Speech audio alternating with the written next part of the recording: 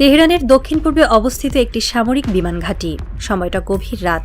বাইরের আকাশে ছিটে ফোটা বৃষ্টি, বজ্রপাতের ঝলকানিতে কখনো উজ্জ্বল হয়ে উঠছে কন্ট্রোল টাওয়ারের ছাদ, কখনো আবার অন্ধকারে মিলে যাচ্ছে। ভিতরে ব্যস্ততার শেষ নেই। লাল নীল আলোয় মিশে আছে ভয়ের, রোমাঞ্চের ও গর্বের রহস্যময় ছায়া। কার্গো বিমানের পাশে দাঁড়িয়ে ইরানের প্রতিরক্ষা শিল্পের প্রকৌশলীরা শেষ মুহূর্তের যন্ত্রপাতি পরীক্ষা করছেন। কারো চোখে উদ্বেগ, কারো চোখে অদম্য আত্মবিশ্বাস। কেউ ফিসফিস করে বলছে, আজ রাতেই পারস্য আকাশে নতুন ইতিহাস লেখা হবে। সাইরেন বাজতেই কন্ট্রোল টাওয়ারের অপারেটর গম্ভীর কণ্ঠে ঘোষণা করলেন, সিমর্গ প্রস্তুত। মুহূর্তেই যেন সময় থেমে গেল। সব চোখ স্থির বিমানের দিকে। রানওয়েতে লাইট জ্বলে উঠল, আর কয়েক সেকেন্ডের মধ্যে বিশালদেহী কার্গো বিমানটি আকাশের দিকে ছুটে গেল। ঝোড়ো হাওয়ার সঙ্গে মিশে কেঁপে উঠল ভূমি, যেন পারস্য ভূমির আত্মাও তার সাথে উঠছে। সেই মুহূর্তে শুধু একটি বিমানের উড্ডয়ন হয়নি, আকাশে উঠেছিল একটি জাতির আত্মসম্মান। আন্তর্জাতিক সংবাদ মাধ্যম আল জাজিরা লিখেছে, ইরানের এই সাফল্য শুধু প্রযুক্তিগত অর্জন নয়, এটি পশ্চিমা আধিপত্যের বিরুদ্ধে প্রতিরোধের বার্তা। রয়টার্স বিশ্লেষণ করেছে, এটি একটি প্রতীকী উড্ডয়ন, যা ইরানের আত্মনির্ভরতার ঘোষণা। গত 4 দশক ধরে ইরান ছিল আন্তর্জাতিক নিষেধাজ্ঞার চাপে একা পড়ে থাকা একটি দেশ। 1979 সালের ইসলামী বিপ্লবের পর থেকে দেশটির বিরুদ্ধে অর্থনৈতিক অবরোধ, প্রযুক্তি রপ্তানিতে নিষেধাজ্ঞা, এমনকি আন্তর্জাতিক ব্যাংকিং ব্যবস্থায়ও বাধা। বিমান শিল্পের ক্ষেত্রে এই নিষেধাজ্ঞা ছিল সবচেয়ে কঠোর। ইরান কোনো যাত্রীবাহী বা কার্গো বিমান কিনতে পারত না। তার উপরে আন্তর্জাতিক বিমান সংস্থাগুলো তাদের বিমান মেরামতেও সাহায্য করত না। পশ্চিমা দেশগুলো বিশ্বাস করত, ইরান কখনোই নিজেদের বিমান তৈরি করতে পারবে না। কিন্তু সেই বিশ্বাস আজ ইতিহাসের জঞ্জালে ফেলে দিয়েছে ইরান। দ্য ইকোনমিস্ট লিখেছে, যে দেশকে একসময় প্রযুক্তিহীন মরুভূমি বলা হতো, আজ তারা এমন একটি শিল্প তৈরি করছে যা পশ্চিমা বিশ্বের একচেটিয়া ক্ষমতাকে চ্যালেঞ্জ জানাচ্ছে। 2022 সালে তারা প্রথম প্রকাশ্যে দেখায় তাদের নিজস্ব তৈরি কার্গো বিমানের প্রোটোটাইপ। তখন অনেকেই হাসাহাসি করেছিল। কেউ বলেছিল এটা কেবল এক শো পিস। কিন্তু 1 বছরের মধ্যে 2023 সালের মে মাসে ইরান সফলভাবে প্রথম ফ্লাইট টেস্ট সম্পন্ন করে। এরপর 2024 সালের ডিসেম্বরে কিস এয়ার শোতে আন্তর্জাতিক প্রদর্শনীর পর পশ্চিমাদের অবিশ্বাস ধীরে ধীরে ভয়ের রূপ নিতে শুরু করে। কার্গো বিমানের প্রাণ হচ্ছে ইঞ্জিন, আর সেখানেই ছিল ইরানের সবচেয়ে বড় চ্যালেঞ্জ। পশ্চিমারা যে ইঞ্জিন প্রযুক্তি রপ্তানিতে নিষেধাজ্ঞা দিয়েছিল, সেই প্রযুক্তি ইরান অর্জন করল নিজেদের উপায়ে। তাদের প্রকৌশলীরা প্রথমে ইউক্রেন থেকে কিছু যন্ত্রাংশ আমদানি করে রিভার্স ইঞ্জিনিয়ারিং পদ্ধতিতে নতুন ইঞ্জিন তৈরি করে। এই ইঞ্জিনের মূল নকশা ছিল সোভিয়েত আমলের TV3D-1117 টার্বোপপ। রাশিয়া ইউক্রেন যুদ্ধের পর যখন যন্ত্রাংশ পাওয়া বন্ধ হয়ে যায়, তখন ইরান তাদের নিজস্ব বিজ্ঞানীদের হাতে নকশা তুলে দেয়। 1 বছরের মধ্যেই তারা তৈরি করে নতুন সংস্করণ NO40 ইঞ্জিন। এখন এর 70% যন্ত্রাংশ দেশেই তৈরি হয়। যদিও পুরোপুরি স্বনির্ভর নয়, কিন্তু এটাই ভবিষ্যতের সূচনা। দ্য গার্ডিয়ান মন্তব্য করেছে, এই ইঞ্জিন প্রকল্পই ইরানের প্রযুক্তিগত স্বাধীনতার ভিত্তি স্থাপন করেছে। এটি সেই বিন্দু যেখান থেকে পশ্চিমা বিশ্বের একচেটিয়া নিয়ন্ত্রণ ভাঙতে শুরু করেছে। ইরানের প্রতিরক্ষা শিল্প প্রতিষ্ঠান হিসা ও প্রতিরক্ষা মন্ত্রণালয় প্রায় 1.5 দশক ধরে কাজ করেছে এই প্রকল্পে। শত শত প্রকৌশলী, হাজারো পরীক্ষণ, অসংখ্য ব্যর্থতা পেরিয়ে অবশেষে তারা সফল। আজ ইরান সেই 6-7টি দেশের তালিকায় যারা নিজস্বভাবে কার্গো বিমান তৈরিতে সক্ষম। যুক্তরাষ্ট্র, চীন, রাশিয়া, ইউরোপীয় ইউনিয়ন, ভারত, ব্রাজিলের সঙ্গে এখন পারস্যের নামও উচ্চারিত হচ্ছে। প্রতিরক্ষা বিশ্লেষক হামিদ রেজা বলেন, সিমর্গ কেবল একটি বিমান নয়, এটি পশ্চিমা আধিপত্যের প্রতি প্রতিরোধের প্রতীক। ডিফেন্স নিউজ এই বক্তব্যের পরিপূরক হিসেবে উল্লেখ করেছে, ইরান তার সামরিক শিল্পে আত্মনির্ভরতা অর্জন করেছে, যা তার প্রতিরক্ষা নীতির কেন্দ্রবিন্দু। সিমর্গ শব্দটি এসেছে পারস্য পুরাণ থেকে। এটি এক অমর পাখির নাম, যে আশার প্রতীক। ইরান ঠিক সেই প্রতীককেই বেছে নিয়েছে নিজের শক্তির প্রতীক হিসেবে। 6 টন পেলোড বহনের সক্ষম এই বিমানের নকশায় তারা ব্যবহার করেছে রাডার রিফ্লেকশন কমানো প্রযুক্তি, যা ভবিষ্যতে সামরিক উদ্দেশ্যে ব্যবহার করা যাবে। আজকের এই ছোট বিমানের ভেতরে লুকিয়ে আছে আগামীর যুদ্ধ বিমান প্রযুক্তির বীজ। যেমন একদিন তাদের ছোট ড্রোন প্রযুক্তি আজ পরিণত হয়েছে ভয়ঙ্কর হামজা শাহেদ সিরিজে, যা পশ্চিমা আকাশ প্রতিরক্ষা ব্যবস্থাকেও পরাস্ত করেছে। বিবিসি বিশ্লেষণে বলেছে, ইরানের ড্রোন ও মিসাইলের সাফল্যের পর সিমর্গ প্রকল্প তাদের আকাশজুড়ের পরবর্তী অধ্যায়। বিশ্লেষক আলী হোসাইনি আরও বলেন, আজকের এই ছোট সাফল্যই ইরানের আগামী দিনের কৌশলগত ভারসাম্য তৈরি করবে। ইরান এখন একা নয়, তাদের পাশে আছে রাশিয়া ও চীন। এই 3 দেশ একসাথে পশ্চিমা আধিপত্যের বিরুদ্ধে তৈরি করছে নতুন শক্তির ভারসাম্য। রাশিয়া ইরানের ড্রোন ও মিসাইল প্রযুক্তি নিচ্ছে, বিনিময় দিচ্ছে ইঞ্জিন ও গবেষণা সহযোগিতা। চীন আবার এই 2 দেশের প্রযুক্তিকে সংযুক্ত করে নিজের সামরিক ও বেসামরিক শিল্পে ব্যবহার করছে। আল মায়াদিন টেলিভিশন চ্যানেল তাদের প্রতিবেদনে লিখেছে, রাশিয়া ইরান চীনের সমন্বয় এক নতুন বহুমেরু বিশ্ব গঠনের ইঙ্গিত দিচ্ছে। মার্কিন বিশ্লেষক রিচার্ড হ্যাশের ভাষায়, ইরান আজ যে কৌশল গ্রহণ করছে সেটি কেবল প্রতিরোধ নয়, এটি ভবিষ্যতের এক নতুন জোটের ভিত্তি। একসময় বোয়িং ছিল বিশ্বের বিমান শিল্পের এক ছত্র সম্রাট। বিশ্বের প্রায় 90% বিমান তাদের তৈরি, কিন্তু সময় বদলেছে। ইউরোপীয় এয়ারবাস এসে বাজারের ভাগ কেড়ে নিয়েছে। এখন আবার নতুন প্রতিযোগী হিসেবে উঠে এসেছে চীনের কম্যাক, রাশিয়ার MC-21 এবং ইরানের হিসা। ফাইন্যান্সিয়াল টাইমস জানিয়েছে, যদি ইরান তার বর্তমান উৎপাদন পরিকল্পনা বজায় রাখতে পারে, তবে আগামী দশকে তারা নিজস্ব আঞ্চলিক বিমান রপ্তানিকারক হিসেবে আত্মপ্রকাশ করবে। অর্থনীতিবিদদের ভাষায়, এটি শুধু শিল্পের প্রতিযোগিতা নয়, এটি ভূ-রাজনীতির পালাবদল। কারণ বিমান শিল্পের নিয়ন্ত্রণ মানে আন্তর্জাতিক প্রভাবের নিয়ন্ত্রণ। ভোরের আগে তেহরানের আকাশ ধীরে ধীরে উজ্জ্বল হতে থাকে। কাচের জানালার পাশে দাঁড়িয়ে একজন বৃদ্ধ প্রকৌশলী মৃদু কণ্ঠে বলেন, আজ আমরা প্রমাণ করেছি স্বপ্নও বাস্তব হতে পারে যদি জাতি এক হয়।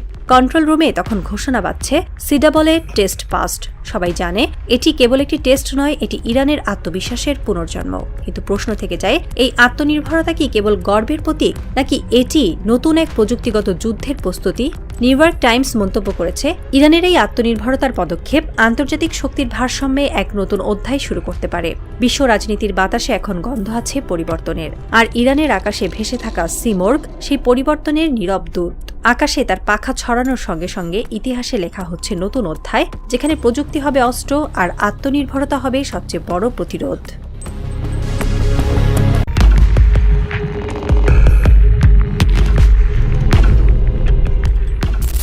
রাশিয়ার উত্তরে মুরমানস্কের বরফ ঢাকা ঘাঁটিতে এক শীতল সকাল। আকাশে সূর্যের আলো ম্লান, চারপাশে বরফের স্তূপ। গভীর সমুদ্রে রুশ নৌবাহিনীর এক সাবমেরিন ঘাঁটি, যেখানে কেউ উচ্চস্বরে কথা বলে না, কেবল শব্দ, মেশিনের ঘূর্ণন আর পানির নিচে এক অজানা স্পন্দন। রুশ কমান্ডার ইগর ভিতালি মাথায় হেডসেট, চোখ স্থির রেখেছেন মনিটরের দিকে। পোসেইডন প্রস্তুত, তার কণ্ঠ শীতল। টেকনিশিয়ান শান্ত গলায় উত্তর দেয়, 10 সেকেন্ডের মধ্যে সক্রিয় হবে কমরেড।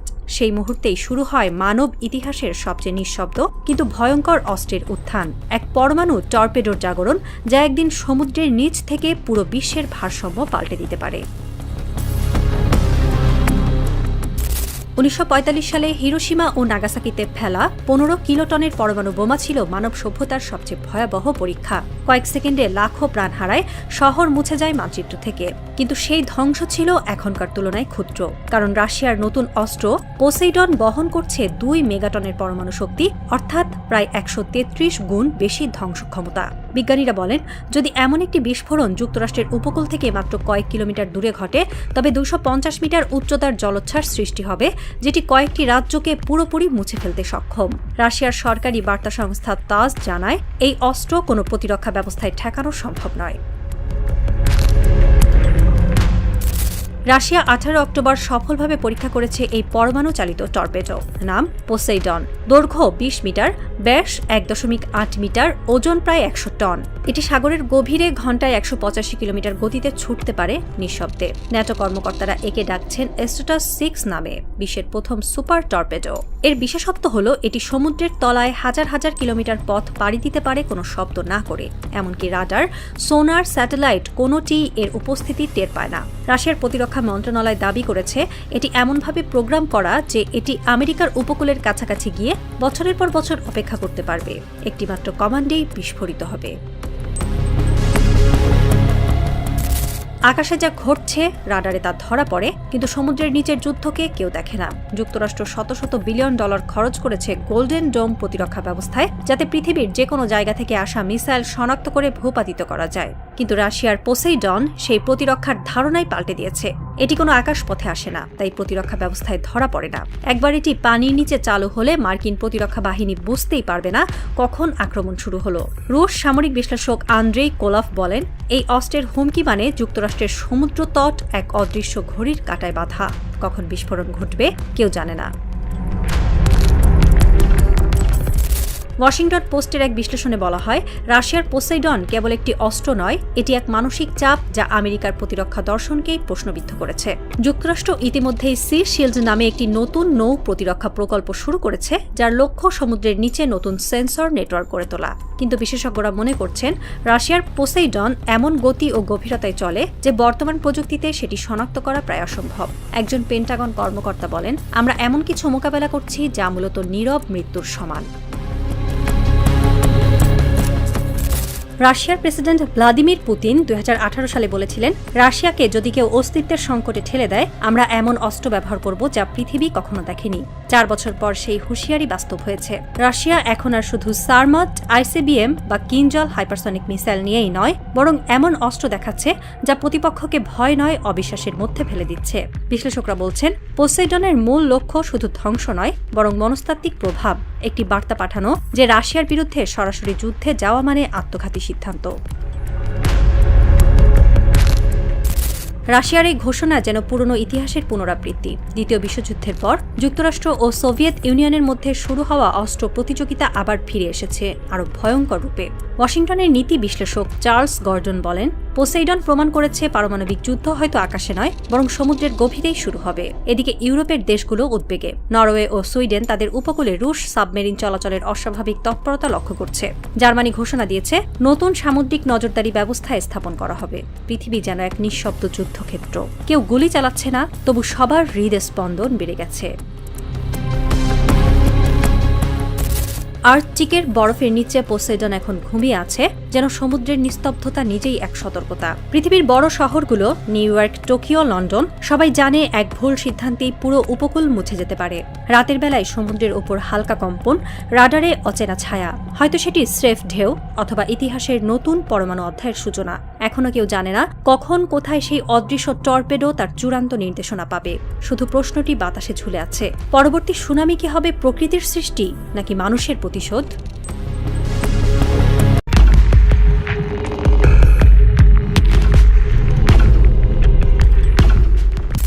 পূর্ব চীন সাগরের ওপরে কালো আকাশ, নিচে মৃদু ঢেউ। হঠাৎই এক অদ্ভুত নীরবতা ভেঙে দেয় দুটি শব্দ, লক অন। চীনের সামরিক নিয়ন্ত্রণ কক্ষের বড় স্ক্রিনে ভেসে ওঠে এক জ্বলন্ত প্রতিচ্ছবি। সেখানে যুক্তরাষ্ট্রের অদৃশ্য যুদ্ধবিমান F-22 র্যাপ্টর, যার উপস্থিতি এতদিন ছিল কেবল রাডারের অন্ধবিন্দুতে। এক মুহূর্তের মধ্যেই দেখা গেল রাডারের লাল বৃত্ত সংকুচিত হচ্ছে, যেন আকাশের গোপন কোনো পর্দা সরছে।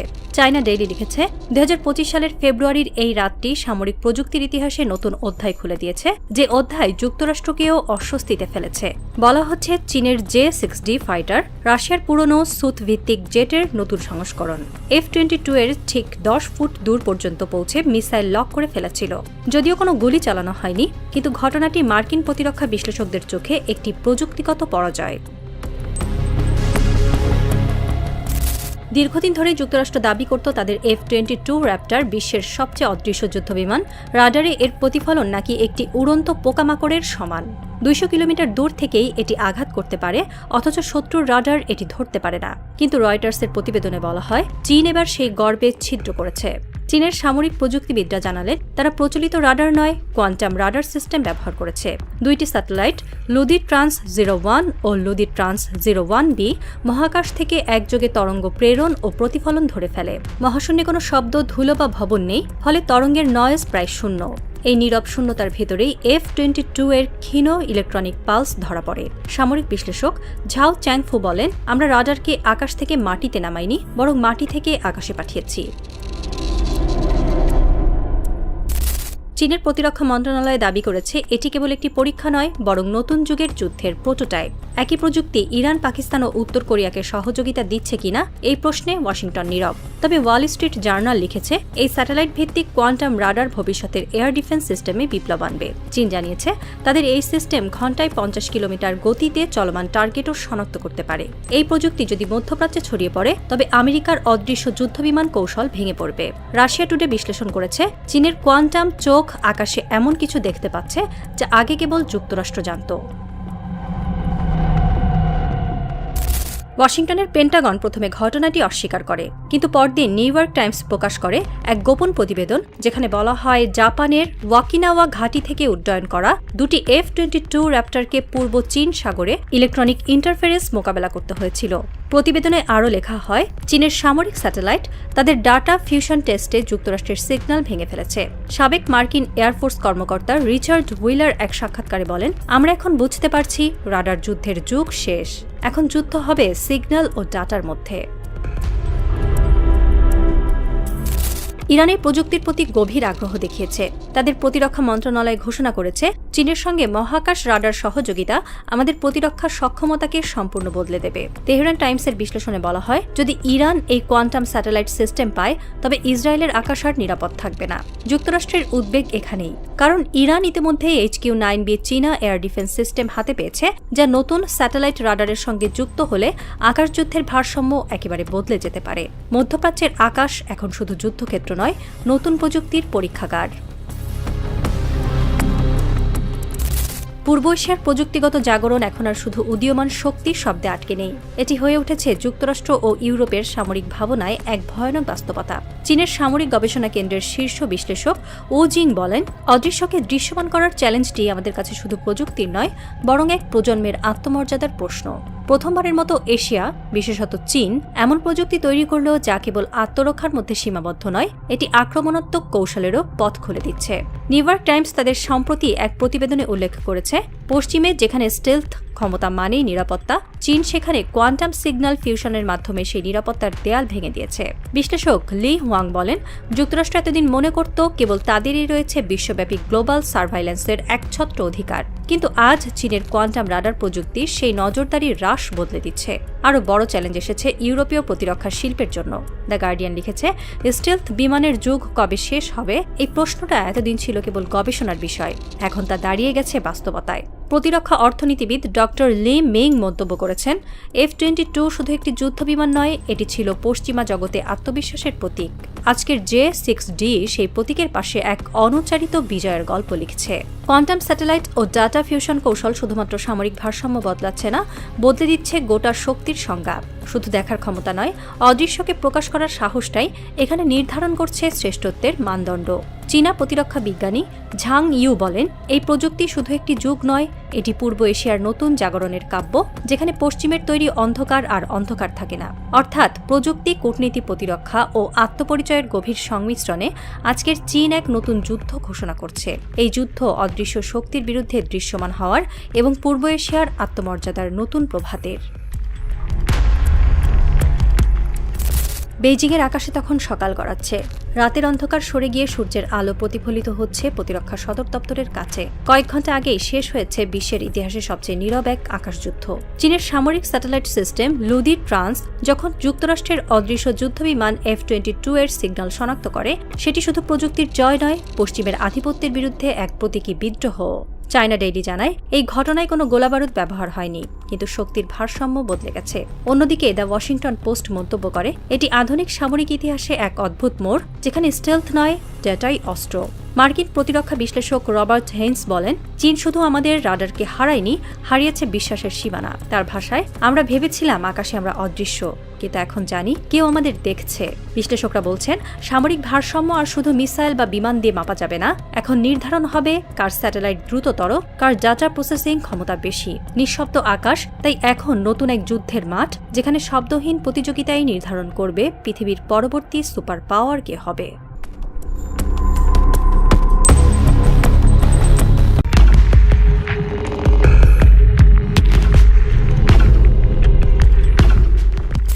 জুন মাসে ইরান ইসরায়েল যুদ্ধের পর কেটে গেছে 4 মাস।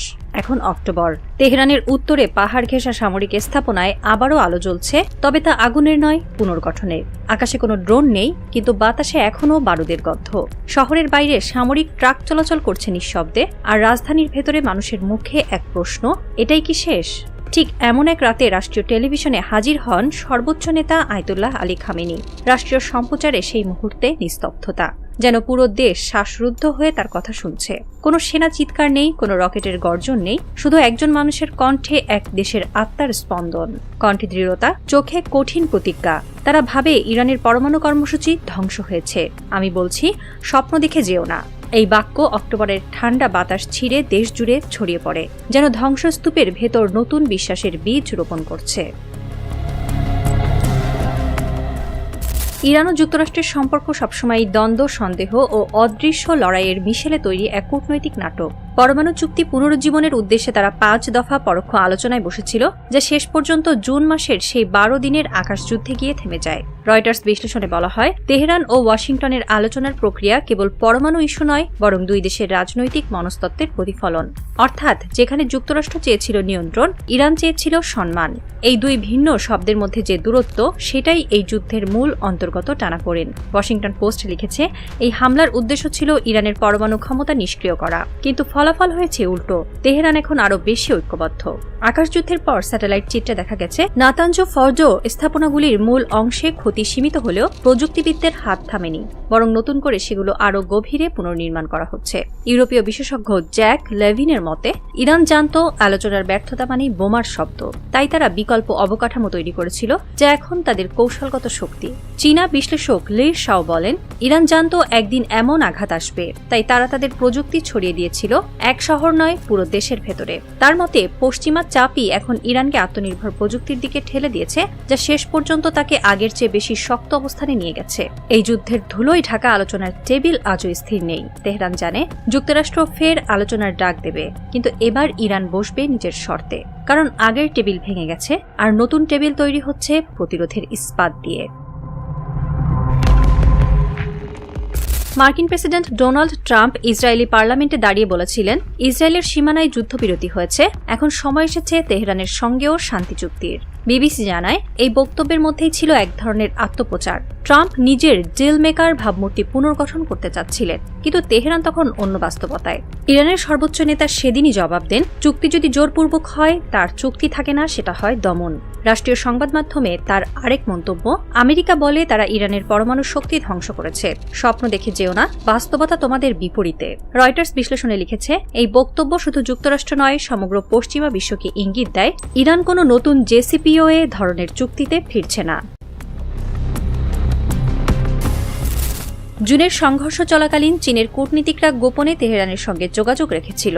বেইজিংয়ের পররাষ্ট্র মন্ত্রণালয় ঘোষণা দেয়, ইরানের আণবিক শক্তি তার সার্বভৌম অধিকার। মস্কো একই ভাষায় জানায়, আমরা কোনো একতরফা সামরিক পদক্ষেপকে সমর্থন করি না। কার্নেগি মস্কো সেন্টার বলছে, রাশিয়া এখন ইরানকে তার মধ্যপ্রাচ্য কৌশলের অংশ হিসেবে দেখছে। যুক্তরাষ্ট্র ও ন্যাটোর চাপে থাকা অবস্থায় ইরান এক কৌশলগত ঢাল। ইরানের ভূগর্ভস্থ স্থাপনাগুলো পুনর্নির্মাণে রাশিয়া ও চীনের প্রযুক্তিবিদরা সহায়তা দিচ্ছেন, এই দাবি করেছে ইসরায়েলি দৈনিক হারেটস। তবে ইরান এসব মন্তব্যকে মিথ্যা প্রচারণা বলে উড়িয়ে দিয়েছে। তেহরানের রাস্তায় এখনো ধোঁয়ার গন্ধ আছে। বিশ্ববিদ্যালয়ের ছাত্ররা দেয়ালে লিখছে, যুদ্ধ নয়, মর্যাদা চাই। ইরানের অর্থনৈতিক কঠিন সংকটে তবু দেশ জুড়ে নতুন এক জাতীয়তা বোধ জেগে উঠেছে। এক তরুণ ইঞ্জিনিয়ার বললেন, তারা আমাদের ল্যাব ধ্বংস করেছে, কিন্তু জ্ঞান ধ্বংস করতে পারেনি।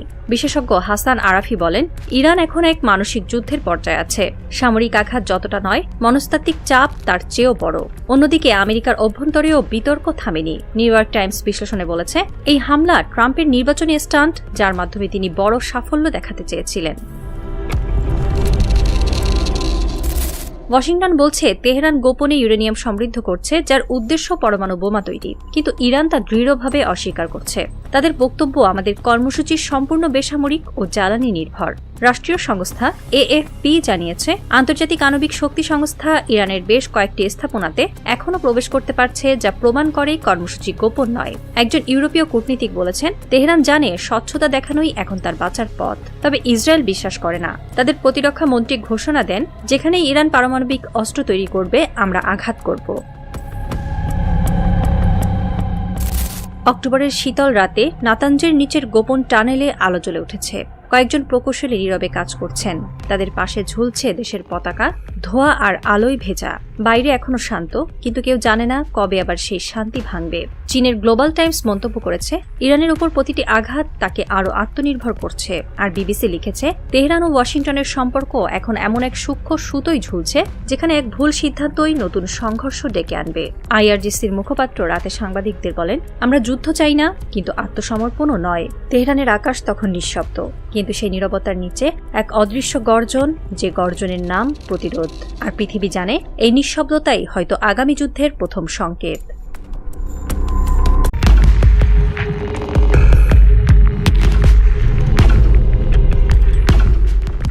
তেহরানের একটি নির্জন সামরিক কমপ্লেক্সে মধ্যরাতের আলো নিভে গেছে। কাচের ঘরে বসে আছেন 3 জন মানুষ, একজন চীনা কূটনীতিক, একজন রুশ প্রতিরক্ষা উপদেষ্টা আর ইরানের পরমাণু কর্মসূচির প্রধান ডক্টর কামাল খোরাসানি। টেবিলের ওপর ছড়িয়ে থাকা নথিপত্রে লাল কালি দিয়ে লেখা কয়েকটি শব্দ, রেজুলেশন 2231 শেষ।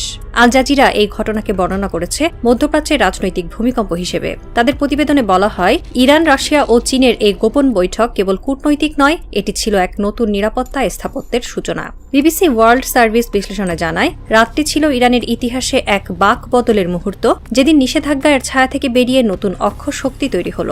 ঘড়ির কাঁটা তখন 18 অক্টোবরের দিকে ঝুঁকছে। বাইরে দূর থেকে ভেসে আসছে সামরিক কনভয়ের শব্দ। সেই রাতে ঠিক হয়েছিল এক যুগের পুরনো চুক্তি ভেঙে যাওয়ার ঘোষণা, যে ঘোষণা বিশ্বের ভারসাম্যকে বদলে দেবে। দীর্ঘদিন ধরে যুক্তরাষ্ট্রের আধিপত্যের বিরুদ্ধে লড়াইয়ের কথা বললেও বাস্তবে কেউই একসঙ্গে ছিল না। রাশিয়া ব্যস্ত ইউক্রেনে, চীন নিজের অর্থনীতিতে, আর ইরান একা লড়ছে নিষেধাজ্ঞার দেয়ালে। কিন্তু এবার তাদের কণ্ঠ এক হলো। মস্কো ও বেইজিং জাতিসংঘের নিরাপত্তা পরিষদে এক যুগ পুরনো চুক্তি জেসিপিও এর মেয়াদ শেষ ঘোষণা করে বলল, ইরানের বিরুদ্ধে আর কোনো নিষেধাজ্ঞা বৈধ নয়। চীনের পররাষ্ট্র মন্ত্রণালয় স্পষ্ট ভাষায় জানালো, আমরা ইরানের সঙ্গে পূর্ণ বাণিজ্য ও প্রতিরক্ষা সম্পর্ক পুনরায় চালু করছি। রাশিয়ার পররাষ্ট্রমন্ত্রী সের্গেই লাভরভ বলেন, জাতিসংঘকে কেউ নিজের স্বার্থে ব্যবহার করতে পারবে না। সময় এসেছে নতুন ভারসাম্যের। বিবিসি বিশ্লেষণে মন্তব্য করে, চীন ও রাশিয়ার এই পদক্ষেপ কার্যত জাতিসংঘ ব্যবস্থার প্রতি এক কূটনৈতিক চ্যালেঞ্জ।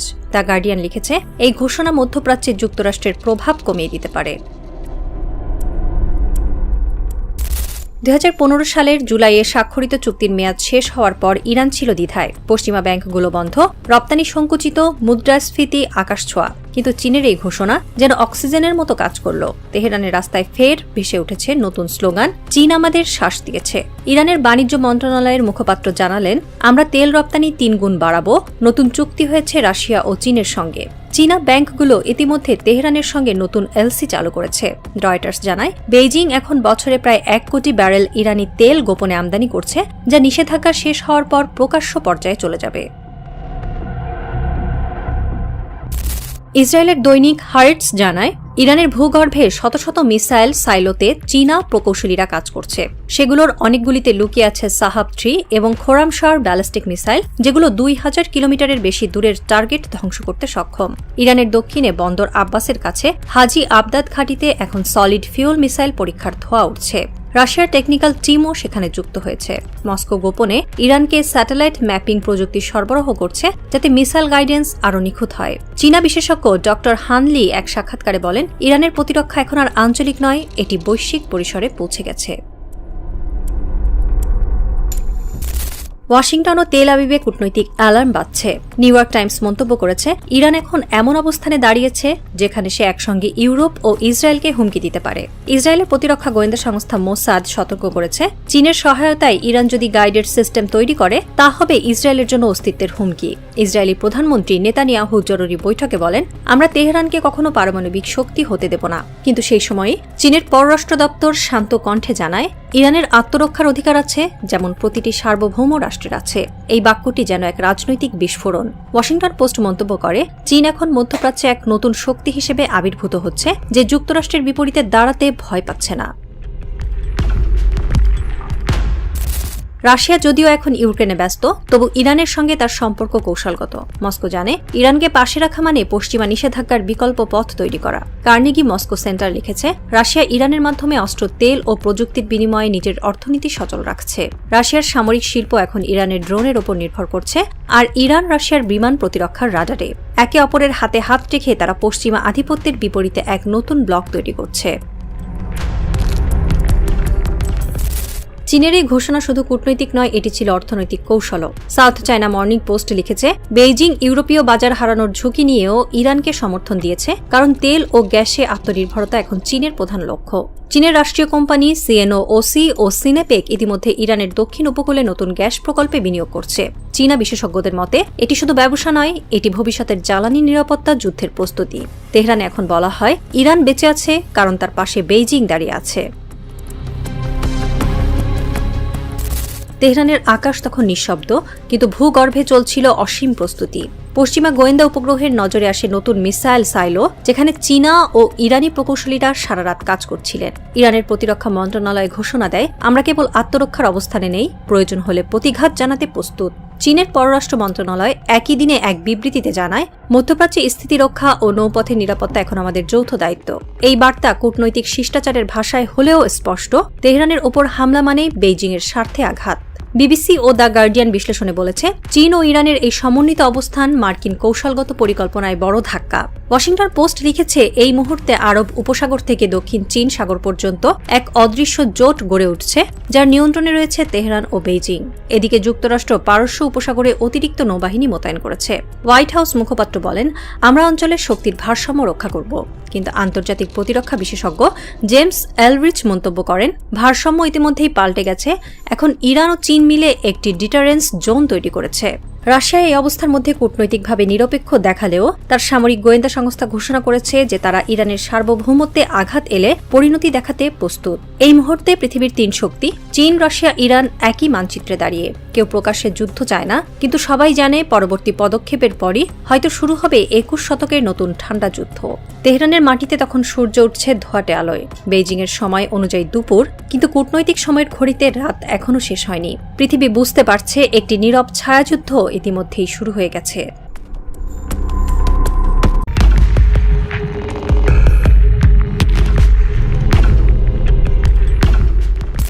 পারস্য উপসাগরের ধারে বাতাসে তখন ভারী ধুলো। কোথাও দূরে তেলের কূপে আগুনের মতো লাল আভা ঝলক দিচ্ছে, কিন্তু চারপাশে নীরবতা। একদল ইরানি প্রকৌশলী বিশাল মরুভূমির নিচে নতুন এক গ্যাস ফিল্ডের মানচিত্র ছড়িয়ে বসে আছে। তাদের মুখে অবাক গর্ব। মাটির নিচে তারা আবিষ্কার করেছে এমন কিছু যা একদিন হয়তো যুক্তরাষ্ট্রের ঘুম কাটবে। পেছনের দিকে পাহাড়ে দাঁড়িয়ে থাকা সামরিক ট্রাকগুলোর আলো ঝলক দিচ্ছে, আর সেই আলোয় দেখা যাচ্ছে ইরানের পতাকা ধীরে ধীরে বাতাসে দুলছে, যেন কোনো অজানা যুদ্ধের আগমন জানিয়ে দিচ্ছে। বিবিসি এক প্রতিবেদনে লিখেছে, ইরানের দক্ষিণাঞ্চলের মরুভূমিতে যে গ্যাস ক্ষেত্র পাওয়া গেছে তা ভূরাজনীতির ভারসাম্য এক দশকের জন্য বদলে দিতে পারে। এটাই সেই মুহূর্ত যখন মধ্যপ্রাচ্যের ভূরাজনীতি আরেকবার নিজের মানচিত্র বদলাতে শুরু করল। কয়েক বছর আগে এক আন্তর্জাতিক সাক্ষাৎকারে ইসরায়েলের প্রধানমন্ত্রী বেঞ্জামিন নেতানিয়াহুকে প্রশ্ন করা হয়েছিল, ইসরায়েলের জন্য সবচেয়ে বড় হুমকি কি? তিনি কোনো দ্বিধা না করেই উত্তর দিয়েছিলেন, প্রথম হুমকি ইরান, দ্বিতীয় হুমকি ইরান, তৃতীয় হুমকি তবুও ইরান। এই কথাটাই তখন মনে হয়েছিল রাজনৈতিক নাটক, কিন্তু আজ সেটা বাস্তবতার নিষ্ঠুর প্রতিধ্বনি হয়ে ফিরে এসেছে। কারণ যুক্তরাষ্ট্রের কূটনৈতিক ছায়ায় লুকোনো ইসরায়েল আজ নিজস্ব শক্তিতে টিকে নেই, অথচ ইরান একের পর এক নিষেধাজ্ঞা পেরিয়ে উঠে দাঁড়িয়েছে নিজের পায়ে। দ্য ইকোনমিস্ট বিশ্লেষণ করে বলেছে, ইরানের সামরিক স্বনির্ভরতা এখন কেবল একটি প্রতিরক্ষার ধারণা নয়, এটি একটি ভূরাজনৈতিক কৌশল। ইরান তেলের দেশের চেয়ে বেশি কিছু, এটা প্রযুক্তির, বিজ্ঞানের এবং কৌশলের দেশ। পশ্চিমা শক্তিরা চেয়েছিল তাকে দমিয়ে রাখতে, কিন্তু সে নিজের হাতে বানিয়েছে সেই তালা যার চাবি কেবল তার কাছেই। ফার্স প্রদেশের দক্ষিণাঞ্চলে পারস্য উপসাগরের উপকূল থেকে কিছু কিলোমিটার দূরে ইরান আবিষ্কার করেছে এক নতুন গ্যাস ক্ষেত্র, পাঞ্জান গ্যাস ফিল্ড। এতে রয়েছে 10 ট্রিলিয়ন ঘনফুট গ্যাসের মজুদ, যার মধ্যে 7 ট্রিলিয়ন ঘনফুট উত্তোলনযোগ্য। এটা কত বড় পরিমাণ! বাংলাদেশের বার্ষিক গ্যাস ব্যবহারের প্রায় 7 গুণ। তার সঙ্গে আছে প্রায় 200 মিলিয়ন ব্যারেল তেল। ইরানের তেলমন্ত্রী জাভাদ উজিরি এক সংবাদ সম্মেলনে বলেছিলেন, এটি শুধু জ্বালানি নয়, এটি সার্বভৌমত্বের শক্তি। রয়টার্স মন্তব্য করেছে, এই আবিষ্কার ইরানকে বিশ্ব জ্বালানি মানচিত্রে রাশিয়ার পরেই স্থান দেবে। আন্তর্জাতিক অর্থনীতিবিদরা বলছেন, এই এক ফিল্ডই ইরানের অর্থনীতিতে $1/2 ট্রিলিয়ন যোগ করতে পারে। অর্থাৎ ইরান এখন শুধু জ্বালানি রপ্তানিকারক নয়, বরং মধ্যপ্রাচ্যের শক্তির কেন্দ্রবিন্দু হতে চলেছে, যা সরাসরি সৌদি আরব, কুয়েত ও কাতারের আধিপত্যে আঘাত করছে। কিন্তু গল্প এখানেই শেষ নয়। যুক্তরাষ্ট্রের নিষেধাজ্ঞার পরও ইরান যেভাবে তার রপ্তানি চালিয়ে যাচ্ছে তা এক প্রকার গুপ্তযুদ্ধের কৌশল। ব্লুমবার্গ সম্প্রতি প্রকাশ করেছে এক রিপোর্টে যে ইরান তাদের উৎপাদিত তামাক চীনে পাঠাচ্ছে আর বিনিময়ে কোনো ডলার নিচ্ছে না। তার বদলে চীন আধা তৈরি গাড়ি পাঠায় ইরানে, যেগুলো ইরান নিজের দেশে মেড ইন ইরান ট্যাগ লাগিয়ে বাজারে ছাড়ে। অন্যদিকে চীন সেই ইরানি তামা ব্যবহার করে তৈরি করছে বিভিন্ন ইলেকট্রনিক্স ও শিল্পপণ্য, যেগুলোর একটি বড় অংশ আবার যুক্তরাষ্ট্রেই রপ্তানি হচ্ছে। অর্থাৎ ইরানের পণ্য ঘুরে ঘুরে যুক্তরাষ্ট্রেই পৌঁছাচ্ছে নিষেধাজ্ঞার রক্তচক্ষুকে বুড়ো আঙ্গুল দেখিয়ে। আমেরিকার প্রখ্যাত ভূ রাজনীতি বিশ্লেষক স্টিফেন ওয়াল্ট বলেছেন, নিষেধাজ্ঞা এখন আর ইরানকে থামাতে পারে না, বরং এটি যুক্তরাষ্ট্রের দুর্বলতাকেই প্রকাশ করছে। কার্নেগি এন্ডাউমেন্টের মধ্যপ্রাচ্য বিশেষজ্ঞ করিম সাদরপুর লিখেছেন, ইরান এখন নিষেধাজ্ঞাকে অস্ত্র হিসেবে ব্যবহার করছে, যা পশ্চিমা দেশগুলো আগে কল্পনাও করেনি। এই বাস্তবতাই আজ যুক্তরাষ্ট্রের ঘুম কেড়ে নিয়েছে।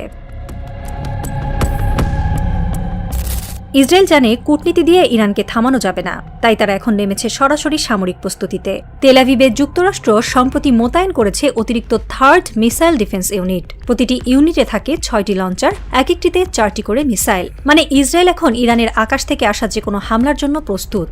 একই সঙ্গে দক্ষিণ কোরিয়া থেকে আনা হচ্ছে প্যাট্রিয়ট সিস্টেমের নতুন ব্যাটারি। এই সবই নির্দেশ করে একটাই কথা, একটি বড় সংঘর্ষ আসছে, যা শুরু হবে হঠাৎ, কিন্তু যার প্রভাব ছড়িয়ে পড়বে পুরো মধ্যপ্রাচ্যে।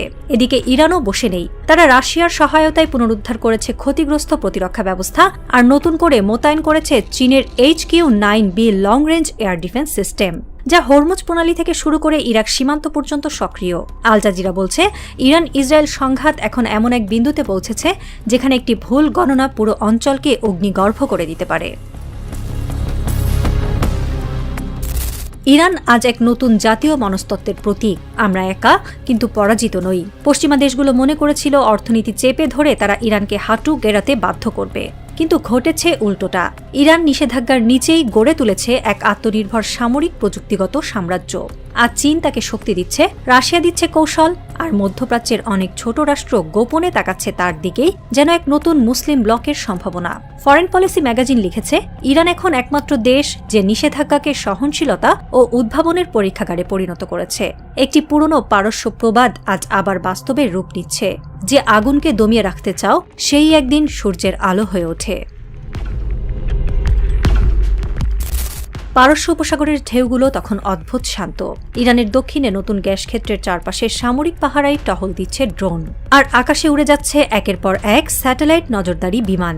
দূরে ইসরায়েলের পত্রিকা হারেটস লিখেছে, 3rd সিস্টেম প্রস্তুত, হামলার সময়সীমা 72 ঘণ্টা। অন্যদিকে তেহরানের একজন কমান্ডার সম্প্রতি বলেছেন, আমরা জানি তারা আসবে, কিন্তু এবার আমরাও প্রস্তুত। নিউ ইয়র্ক টাইমস এক বিশ্লেষণে লিখেছে, মধ্যপ্রাচ্যে এই মুহূর্তে ইতিহাস তৈরি হচ্ছে। কেউ হয়তো তা বুঝছে না, কিন্তু সবাই এর ভেতরে আটকে আছে। পারস্যের আকাশে মেঘ জমছে ধীরে ধীরে, আর বিশ্ব রাজনীতির গন্ধে ভেসে আসছে সেই পুরনো শব্দটা, যুদ্ধ।